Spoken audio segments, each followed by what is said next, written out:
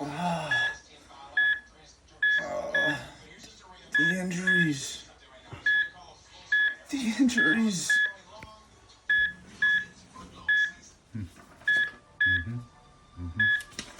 Yep, looks like the week 3 injury report just came in. Call Dr. F. Goods. Stat. What seems to be the problem? It seems like the week 3 injury report just came in, Doc. I've handled cases like that before, and I know just what to do. Quick! Too sharp. I like it too much. Yeah, fucking.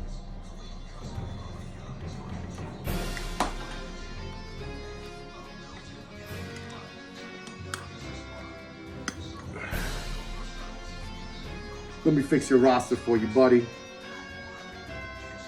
All right, man, you're all set for next week, baby. How you feeling? Thank you, Dr. F. Goods. Yeah, My lineup's looking great. no problem. If you need help like me, stay tuned for the week 3 injury reports and waiver wire pickups.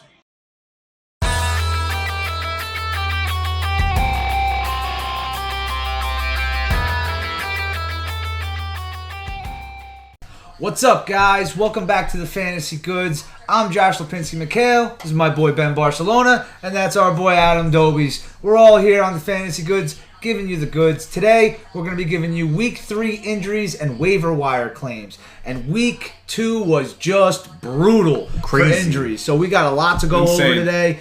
But before we start off, don't forget, subscribe, like, follow us, guys. We got weekly content coming out for you. But let's get right into it here. Adam, give us some quick mentions for injuries. All right, so we got a couple names that, I want to bring up real quick. We got Michael Thomas, Le'Veon Bell, Kittle, and Galladay. Just to throw them out there real quick. I mean, we mentioned this last week. These guys are still going to remain out, so just keep that in mind. 2 more names I want to mention. We got A.J. Brown, and we got Julio Jones.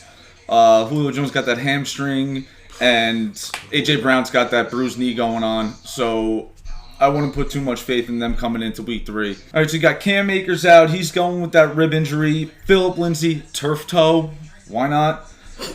Drew Lock's out. He's got that sprained AC joint. Paris Campbell's out. PCL sprain. You got Deontay Johnson and Sterling Shepard. More turf toe. You got Jimmy Garoppolo with the high ankle sprain. You have Tyrod Taylor. Punctured lung from his doctor. Oh, yeah. How does that happen? You're a doctor. The NFLPA is actually looking into this right now. You're a doctor. Come on. Doctor from DeVry. Well, we got Dr. F. Goods right here. Dr. F. Woods. That would have happened if I was there. Promise you. Moving on. We got Devontae Parker. He is out with a hamstring injury. Doyle, ankle injury. DJ Shark, chest injury. Sammy Watkins, still working with the concussion. Malcolm Brown, pinky injury. Man up. James White, death in the family. Rest in peace, all respects. Yeah, definitely. Yeah. It sucks, That was man. unfortunate. It hurt me this week because I had him in the lineup and it happened last Same minute, here. but unfortunately, Still won my match. thoughts and prayers, man. Thoughts and prayers. Yeah, no, seriously, though. Yeah. Jameson Crowder out with the hamstring. We got Tevin Coleman, that's another knee injury, and Will Fuller coming in with another hamstring. Just a plethora of injuries. And we talked about this earlier in the season. If you watched us, actually Adam's brother Dave said it a lot. Because they didn't get these preseason snaps and weren't able to get into game condition, you're going to see a lot of these soft tissue injuries. So yes. Hamstring is just the most common. So, but all right, moving on. We're going to get into some big name injuries here. Christian McCaffrey, the number 1 overall pick in fantasy, out for 4 to 6 weeks with a high ankle sprain. It's going to hurt, guys. There's no doubt about it. You're not going to be able to replace this kind of volume and talent. But the best thing you can do is Mike Davis right now. He actually had a pretty decent showing. He had 16 fantasy points, caught 8 for 8 of his targets for 74 yards. So if you're going to pick somebody up to replace that volume, that's the guy. Next, you got to go Saquon Barkley here. Torn ACL. It hurts me as a Giants fan. Done for the year. I drafted him second overall in one of my leagues. So there's he's gone. I got nothing. And those are kind kind of of my waiver pickups. Yeah. Those are the consensus 1 and 2 picks for most of the leagues, guys. So they're out for extended periods of time.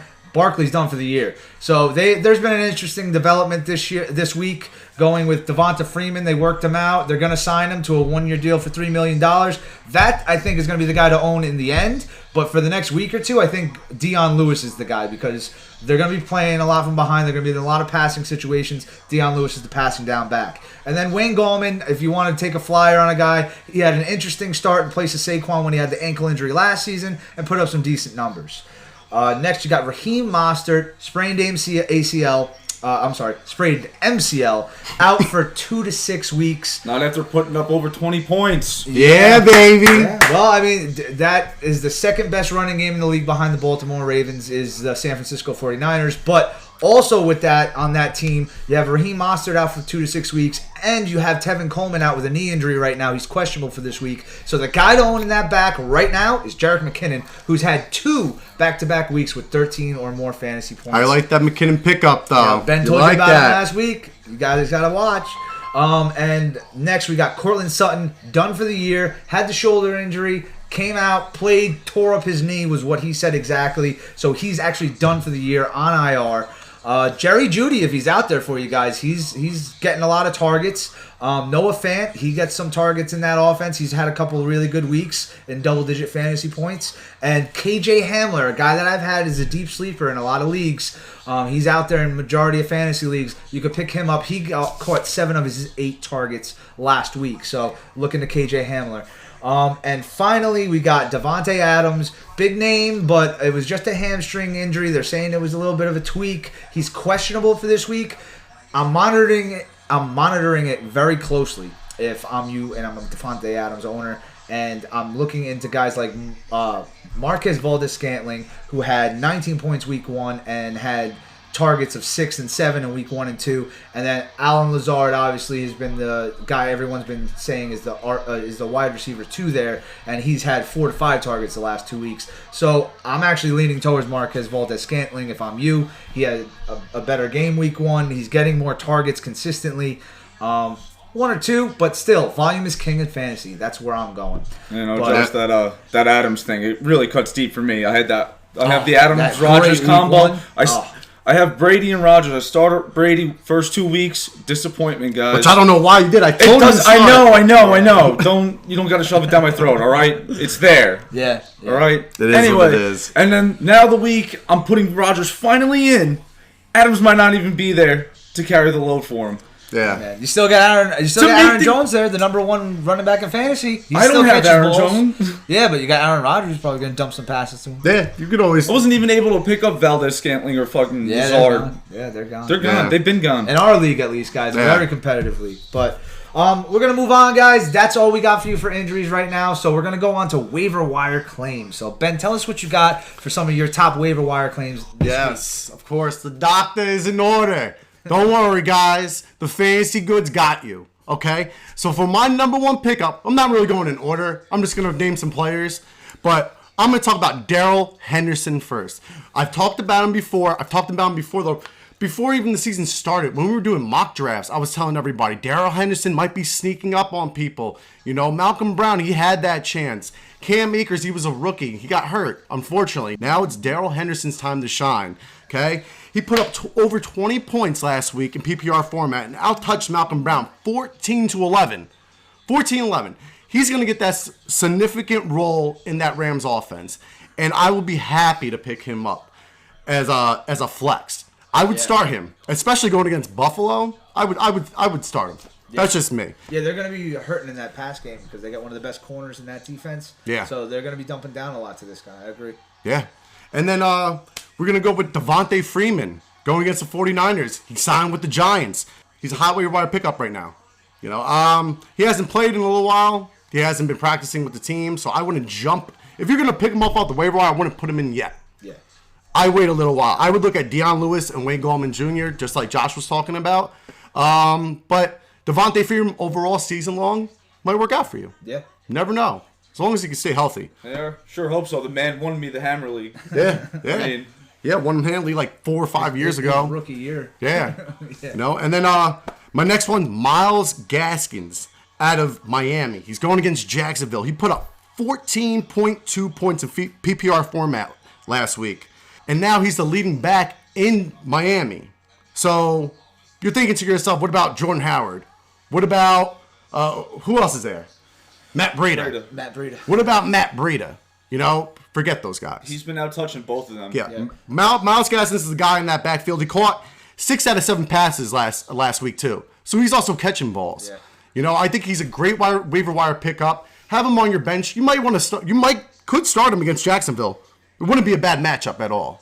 So I would not be opposed for someone to start Gaskins this week, but I would wait a couple weeks and see what you can get with him. Yeah, see, you want that consistency. And if you don't want him, you can always trade him. Yeah. You know, good trade bait. That still is a committee because even though we say that he's the leading back there, he's getting most of the carries. Jordan Howard fell in for a touchdown last week. Yeah. You know, so. And on the opposite side of that field, we got Keelan Cole. Keelan Cole. Keep saying Keenan. Keelan Cole on the Jags put up 17-8 last week.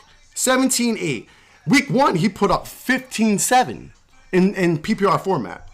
You know, this guy is looking like the solid number 2 wide receiver on the Jaguars. And let me not start about the Minshew magic. That Minshew magic is for real, bro. And I'm going to talk about Gardner Minshew later on. But for right now, Cole, hot commodity. I'm telling you right now, pick him up. And I don't even say start him. Start him if you can. My next pick, Chase Claypool. Chase Claypool. Josh had a hard on for him. It's that Notre Dame boy, baby. Weeks before the season even started, he was talking about Chase Claypool. We even talked about him in one of our other episodes. He's a big physical receiver, you know. And Ben Roethlisberger, he has Juju Smith. He doesn't really have anybody in that secondary, the second option. Like Deontay Johnson, I guess. You know, James Washington faded away. I could see Claypool coming up and stealing that second spot. I could definitely see that by week 6, week 7. He's going to be a name for himself. And definitely a waiver wire pickup for week 3. And my last guy, Gardner Minshew. Going against Miami. Why would you not? Well, I'm going to tell you this right now. Last week he put up 29.46 in PPR format. He has a 75% completion rating. And his QBR is 77.4. That's the 13th best in the NFL. Okay? And why would you not want to start him? He has that Minshew magic. And they're always playing from behind, so they're always going to throw the ball. Yeah. Like, it just makes sense. Like, why would you want to start someone like Drew Brees when you could pick up Gardner Minshew and get those points, baby? Get that Minshew magic that everybody's talking about. Pick him up. Start him if you have to. I'm not saying send him for like Patrick Mahomes, Lamar Jackson, but Drew Brees, I would start him over him. Yeah. That's just me. I'm not feeling the breeze anymore. Yeah, no, Breeze definitely looks a little shaky right now. I'm not ready to shut the coffin on him yet, but yeah, you know, it's we'll see how he does fantasy wise once Michael Thomas comes back. But he's definitely somebody that you're going to need to look to replace right now because it doesn't seem like he's on page with these, you know, lower on the depth chart receivers. Yeah, no, definitely. But those are Ben's top 5 waiver wire picks. Top 6 actually. I threw in Gardner Minshew at the end because I could not talk. I have to talk about my boy Minshew. Yeah. I love him. Yeah. Love him. You know? All right. But that's going to wrap it up today. Simmer down. All right? It's Jacksonville we're talking about. They're looking I've hot. more faith in Josh Allen and Minshew. They're hot. They're hot. Well, that's going to wrap it up today, guys, for waiver wire pickups and injuries for week 3. Week 3. So, we are the Fantasy Goods. Make sure you like, make sure you subscribe, make sure you comment. Any fantasy football questions that you need to ask us, we are here. We love doing this. Like I say this every time. We love doing this. This is our passion. Yeah. We're here, and we're here to stay. Message us on Facebook, Instagram, Twitter. We got it all, guys. We'll answer any questions you have. But until the next time, guys. We are the Fantasy Goods. And we got the goods.